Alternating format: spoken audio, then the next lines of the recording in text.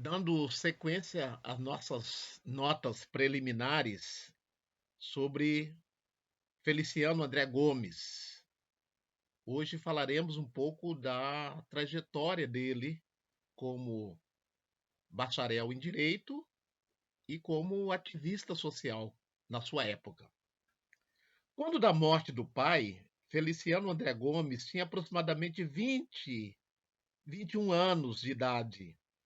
Por esse tempo, o encontramos entre os que se submetiam aos exames para o ingresso na Faculdade de Direito do Recife.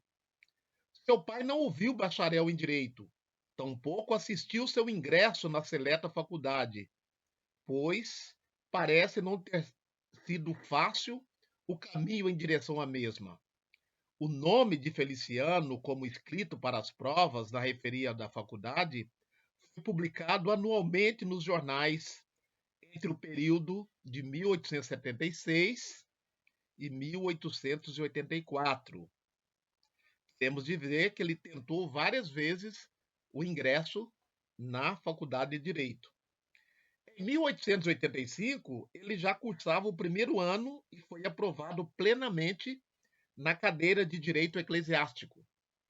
Nos anos subsequentes, seu nome esteve junto constantemente com os dos aprovados plenamente, como atestam as notas publicadas pela Secretaria do Curso no Diário de Pernambuco. É preciso dizer que no ano de 1886 foi o único aluno aprovado plenamente na cadeira de Direito Natural, havendo 4 reprovações e 2 aprovados simplesmente. Por essa época já se escrevia, já se escrevia e era orador em eventos. Esteve na inauguração do Clube Marcelino Cleto, uma sociedade musical, e fez uso da palavra como orador. É, como atestou o Jornal do Recife, né? Também em 1884, ofereceu ao jornal um folheto com poesias, onde constava uma de sua autoria, intitulada Aparências. A redação agradeceu publicamente, em dezembro daquele ano, a poesia oferecida por Feliciano André Gomes. Acostumado com a cultura letrada, antes de ingressar na Faculdade de Direito do Recife, Feliciano André Gomes percorreu um caminho comum à mocidade de sua época, a imprensa. Lançou, lançou em 4 de junho de 1884, junto com alguns amigos e com o apoio de alguns professores do curso preparatório para a Faculdade de Direito, um jornal chamado Erudição. Em sua apresentação, os moços afirmavam que o nome do jornal chamava para eles a responsabilidade de demonstrar todo um complexo dos conhecimentos possíveis à humanidade, ou simplesmente o saber literário em todos os complexos dos conhecimentos possíveis em todos os gêneros. A erudição, em 1º de junho, né, eles colocaram essa nota. Apesar do título da folha, os moços não queriam, segundo suas palavras, se arvorarem em eruditos e afirmavam que uma grande erudição é muitas vezes a máscara da esterilidade do gênio. Proclamavam a sua grande missão, que seria a solução do grande problema, a instrução de todas as camadas sociais. Então, essa ênfase à erudição de todas as camadas sociais era um dos lemas do jornal A Erudição, conforme a gente pode notar na edição número 1 de junho de 1884. Feliciano André Gomes era um defensor da democratização do ensino e em um dos seus poemas, intitulado O Livro, dedicou ao acadêmico Mateus Júnior os seguintes versos: O livro é alfange novo, que posto na mão de um povo, conquista a vasta amplidão. Com ele, vós, mocidade, nas áureas da liberdade, espalhe luz e instrução, quando o livro fulgente da mão se infiltra na mente, com fogo e animação. As letras se vivificam, as artes se purificam nas plagas da ilustração. Com ele surge constante luzeiros iguais a Dante, a Esprocenda e Camões, pois dele jorram mil fontes, aonde se farta os contes, os mirabolôs e os platões. É ele, enfim, o tesouro, mais nobre que a pérola e o ouro, espalhado às multidões. Com ele, nós brasileiros seremos só os primeiros entre as altivas nações. Então, esse poema foi publicado no jornal A Erudição em 28 de junho de 1884. Já na edição de lançamento, Felipe André Gomes começou um artigo para a coluna Ciência e Arte, que foi escrito por muitas mãos. Os autores procuravam demonstrar o desenvolvimento científico das nações europeias ditas civilizadas e como esse desenvolvimento chegava até o Brasil. Feliciano André Gomes fez um resumo dos trabalhos de alemães como Kant, Fichte, Schopenhauer, Schelling, Herschel, dos franceses Comte, Littrow, Girardin, dos ingleses Darwin, Spencer, entre outros, afirmando que o humilde escritor dessas linhas não tem por fim expor largamente sobre as obras desses grandes pensadores, e sim demonstrar por suma capta, por alto, alguns que tinham uma visão específica do lugar que os negros libertos devem ter no Brasil do futuro, algo que deveria afetar até mesmo homens negros livres e intelectuais como André Gomes. Então dá para a gente conhecer através desse seu trabalho, dessas suas seus comentários, um pouco da sua erudição. Antes, durante e depois da faculdade, Feliciano André Gomes esteve envolvido com as reivindicações de seu tempo. As notas de jornais dão conta da sua participação em diversos eventos sociais, reivindicativos ou de homenagem a alguém envolvido com eles, sobretudo em referência ao movimento abolicionista.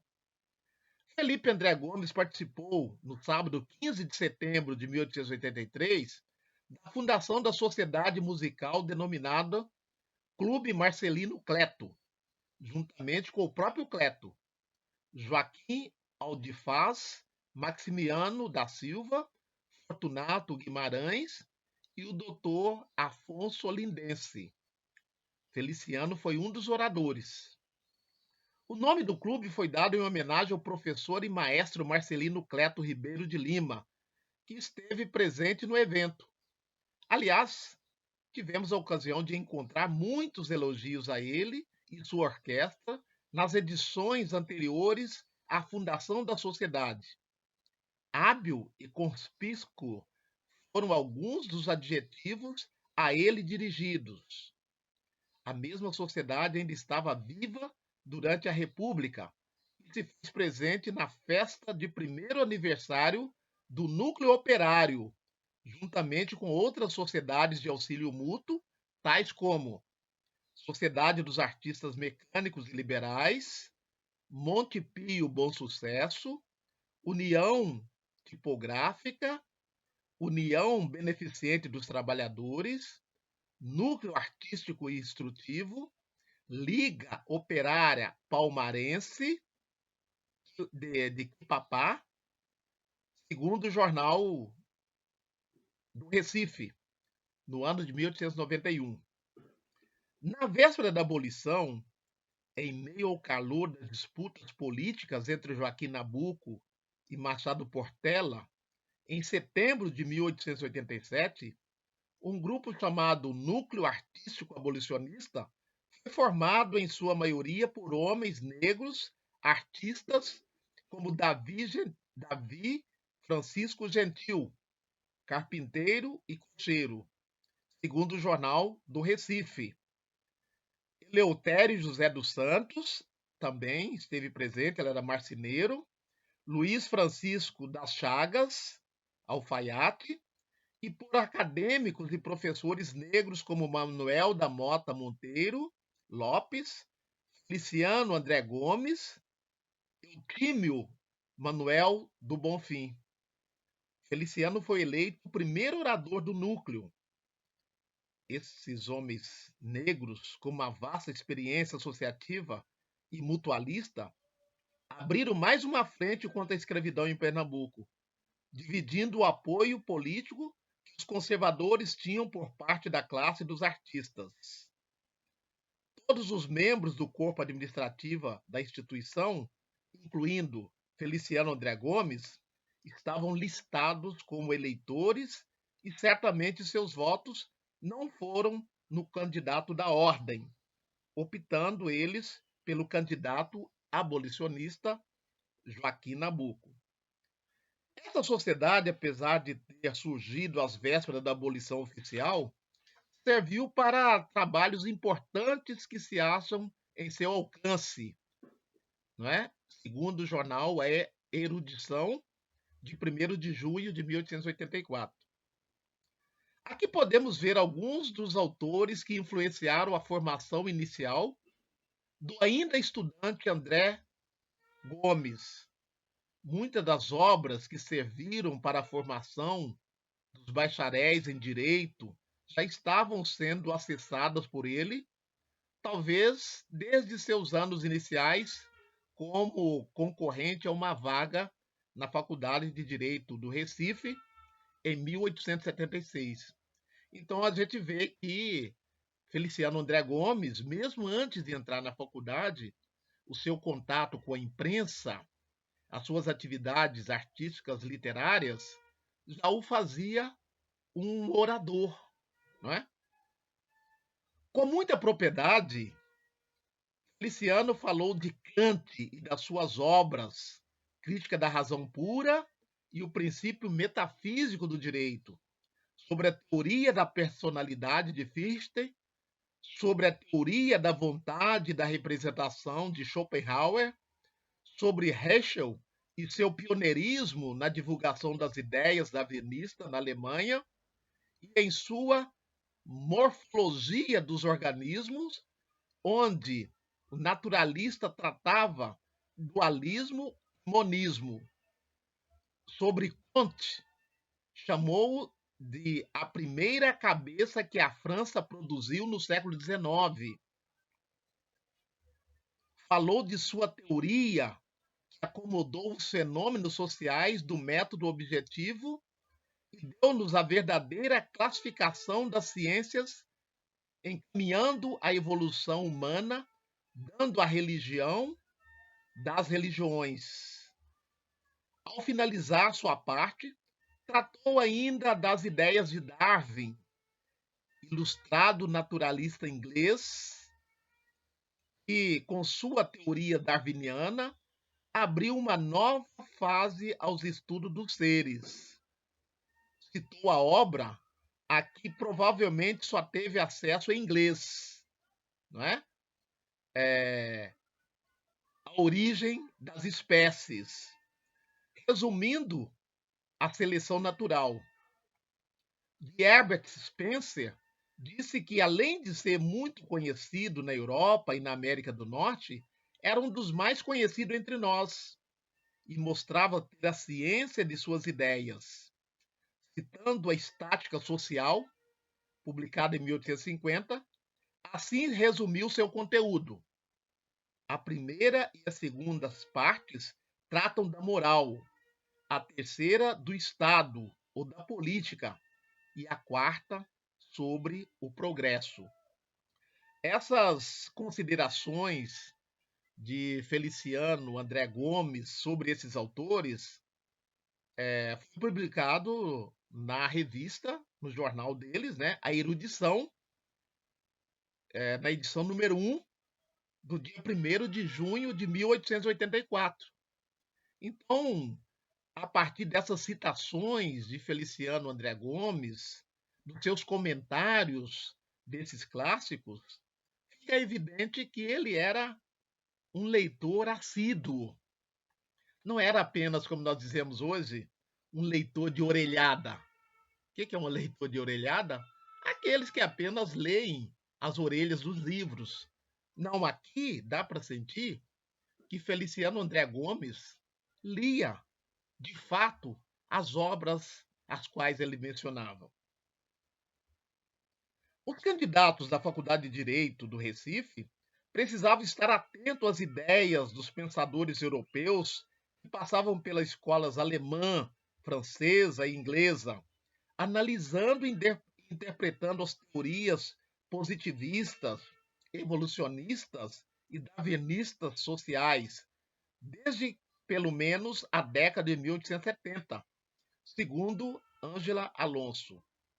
Ao tecerem uma crítica à escravidão, a maior parte dos acadêmicos amparavam suas justificativas em teorias europeias que pregavam a degeneração e a desordem das raças na sociedade brasileira, fruto da escravidão e do contato sexual desregrado entre as três grandes raças.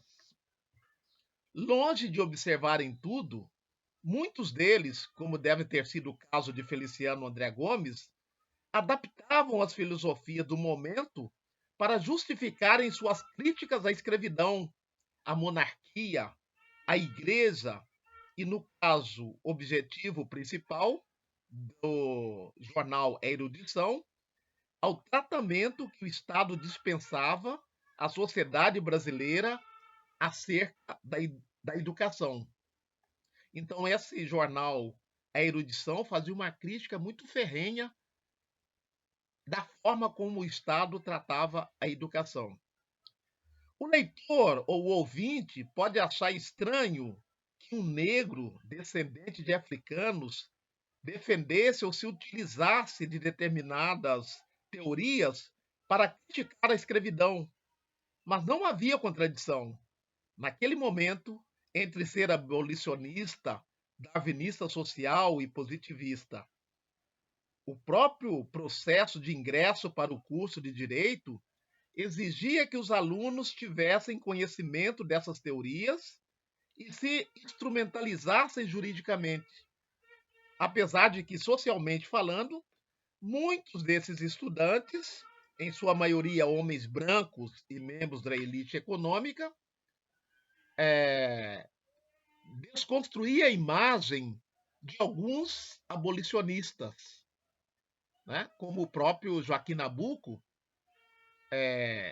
tinham de que a população negra livre não se preocupava com a condição dos seus irmãos de cor. Então, isso é uma falácia.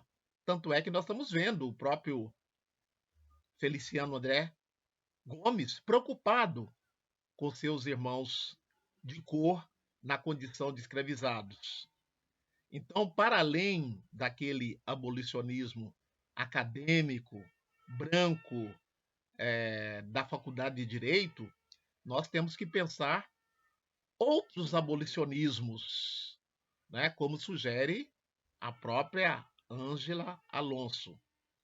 Apesar das preocupações mais imediatas dos artistas serem os seus direitos, as suas condições de trabalho e de vida, na visão de muitos deles, aqueles negros, enquanto a escravidão existisse, eles seriam prejudicados.